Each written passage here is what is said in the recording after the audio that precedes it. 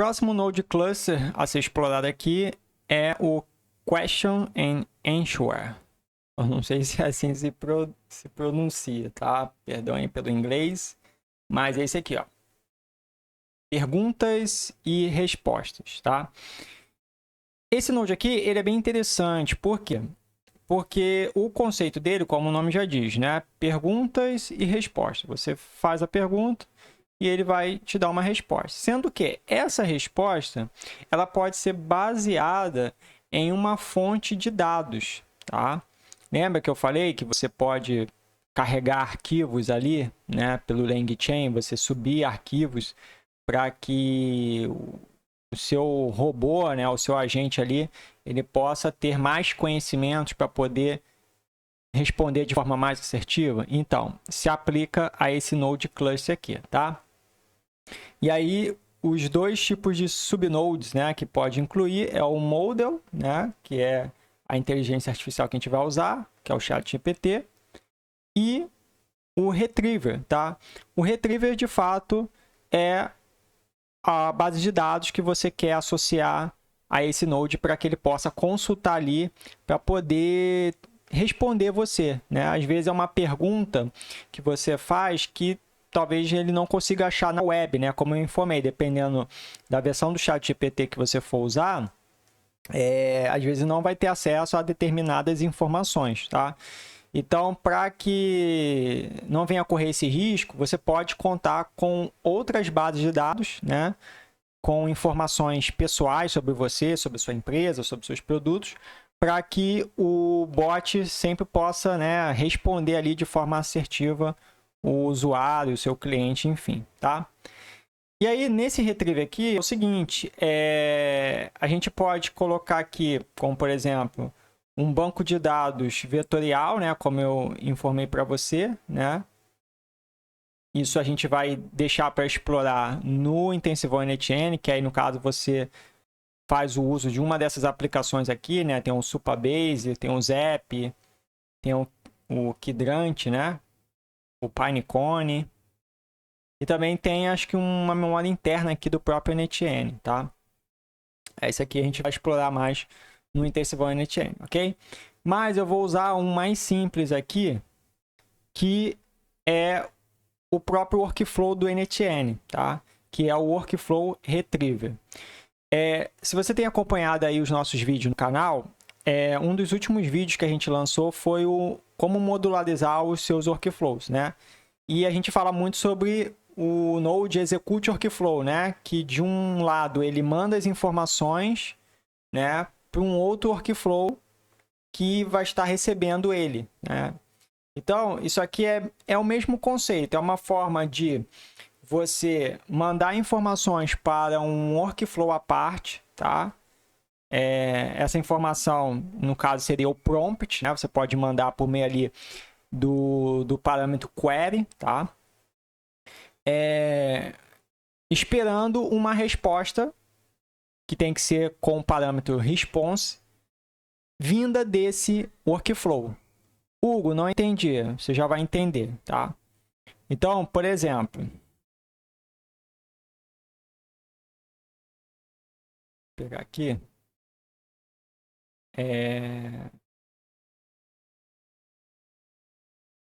Vou salvar. Eu vou abrir aqui um workflow, que, se eu não me engano, acho que eu já tenho salvo. Ó, já tenho salvo aqui, tá? Esse workflow aqui, basicamente, o que ele faz, tá? Você vê que ele inicia aqui com um node, um gatilho aqui manual, né? E eu coloquei aqui um set com o campo response, tá? Então, basicamente, eu vim aqui, ó, cliquei add field, dei o nome de response, tá? Você tem que colocar response porque é esse parâmetro que o Node Cluster lá enxerga, tá? Então, você coloca aqui como response e aqui você coloca o valor que tu quiser, né? Aí esse valor pode ser, né, uma informação ali de um produto seu ou do seu trabalho, da sua empresa, enfim, coisas que você acredita que o ChatGPT não consiga localizar na web, mas consegue achar aqui no seu retriever, tá? Então, eu acabei colocando aqui, por exemplo, informações sobre o curso intensivão NTN. Então, eu coloquei aqui, ó, carga horária, coloquei aqui o total de aulas, né? Coloquei aqui o total de módulos, tá? Então, não achando essa informação na web, o ChatGPT ele vai vir aqui, né, no Retriever, na base de conhecimento aqui adicional, e vai consultar a informação para ver se acha, tá? Sendo que vai vir do workflow. Então, quando a minha automação lá com o Node Cluster é executada e passa ali pelo subnode de Workflow Retriever, ele aciona automaticamente esse workflow aqui, tá? É à toa que quando a gente vem aqui no log, ó, a gente pode ver um exemplo aqui, ó, que eu fiz um teste. E olha que legal, ó. Repare que ele retornou a query, né? Isso aqui, claro, foi de uma consulta que eu fiz. Consulta não, de um prompt que eu informei em um outro teste, né? Eu estava perguntando quem era Elon Musk, né? Então, você vem ver que você consegue ter essa informação aqui, tá? E, claro, você pode usar essa informação nesse workflow aqui para poder, talvez, fazer até uma filtragem numa tabela, tá? E, é claro, você teria que usar ali o Output Parser, né, para você poder conseguir pegar aqui determinadas informações chaves, né? Por exemplo, poderia pegar o nome do Elon Musk e armazenar ali num campo chamado name ou nome, tá? E aí, você poderia usar esse parâmetro para fazer uma pesquisa numa planilha. Por exemplo, retorne todas as empresas de Elon Musk. Vamos dizer que você tem uma planilha ali com várias empresas e respectivos donos, certo? E aí, com essa query aqui, tá? De fato, ó, você tem que usar a expressão, né, $JSON.query, tá? Para poder referenciar sempre o prompt do usuário. E aí, essa query seria como um filtro ali numa pesquisa de uma planilha, né? Então, por exemplo, é como se tivesse aqui, ó, um Google Sheets, né? Planilha.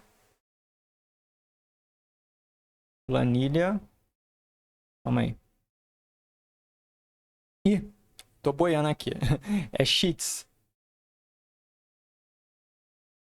E aí poderia botar aqui cadê? Um get rows, né? E aí tem a parte lá da filtragem, né? Aqui, claro, você aponta, né, para uma planilha. Aí aqui você também escolhe a aba, né, da planilha, né?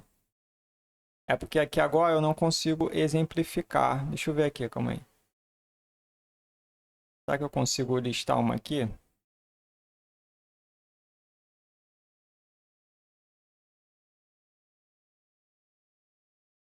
Ah, tá, consegui. E aí, por exemplo, tem a parte da filtragem aqui, né? Então, por exemplo, se você fosse aplicar aqui uma filtragem, você colocaria aqui, deixa eu ver aqui, ó, add filter, tá? E aí você colocaria, eu quero que o nome seja o parâmetro, tá? E o parâmetro, de fato, teria que ser assim, ó. Tá? Ó, $JSON. Aí tu põe assim, ó, query, tá? Assim, ó, query, ok? É essa expressão que faz reconhecer o prompt do usuário lá no outro workflow, tá? Que é o workflow que a gente usa os Node Cluster, tá? E isso aqui me retornaria uma resposta, né? Os resultados ali filtrados de uma planilha. É claro, isso se aplicaria se ao invés de eu ter essa informação aqui, ó, né? Fixada aqui, essa informação tivesse numa planilha. Por exemplo, vamos dizer que eu tenho uma planilha com vários cursos ali da Autotic, cada curso ali tem o seu respectivo quantidade de módulos, de aula e carga horária. Aí faria sentido eu usar a query para poder fazer a filtragem aqui, tá? E retornar somente informações do intensivão NTN, tá? Já que o usuário perguntou por isso. Sei lá, vamos dizer que ele pergunte, quantos módulos tem um curso intensivão NTN, ok? Mas, como não é o caso aqui, então não precisaríamos usar, porque eu já estou colocando aqui os dados fixamente aqui no set, tá? Então, o que que acontece? Quando esse workflow aqui foi executado, ele vai gerar esse campo aqui response com o respectivo valor, tá? Que tá lá a carga horária, o total de aulas e quantidade de módulos do Intensive NetN, tá? Esse response, ele voltaria para o meu Node Cluster, tá? Porém, para que isso possa acontecer, eu tenho que referenciar qual é o workflow que eu quero que tenha esse retorno, essa resposta. Como é esse workflow aqui, né, chamado informações intensivão NetN, eu vou copiar o ID dele aqui em cima, tá? Vou voltar aqui no meu workflow de Node Cluster, tá? E vou colar aqui, ó.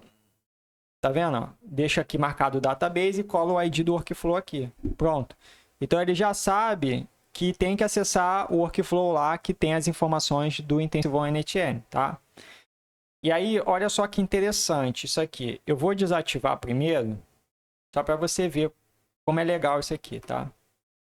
Eu vou perguntar aqui, ó. Quantas aulas tem o intensivão N8N, tá? Você viu que eu desativei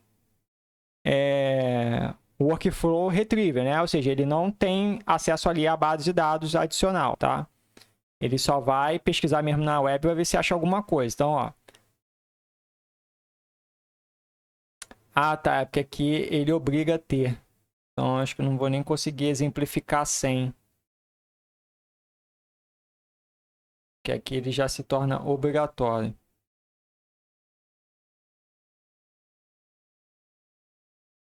Tudo bem, vou deixar aqui ativado e a gente já mostra logo o caminho feliz, né? Como vai se comportar. Eu acho que eu só consigo reproduzir esse cenário no Node de agente, tá? A gente vai ver isso na próxima aula. Quer dizer, na penúltima aula, se não me engano. Bom, então, o que vai acontecer? Eu vou executar aqui e a inteligência artificial vai conseguir agora me responder com base no que eu informei lá nesse retriever. Ou seja, vai ser como se fosse a principal fonte de dados ali para ele tentar achar a resposta. Então, olha só que interessante. Se eu chego e pergunto assim, quantas aulas... Talvez eu conseguiria exemplificar. Vamos fazer o seguinte. Eu faço questão de te mostrar como funciona sem o retriever e com o retriever. Então, eu posso usar aqui o basic. Pronto. Aí o modelo eu uso aqui o ChatGPT, né? Então, olha só que interessante isso aqui. Deixa eu jogar para cá para não embolar muito.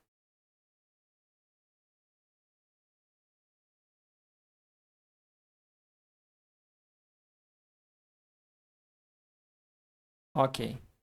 Então, vou executar aqui e vou perguntar, seria para os dois, tá? Tanto para esse basic quanto para esse question and answer, né?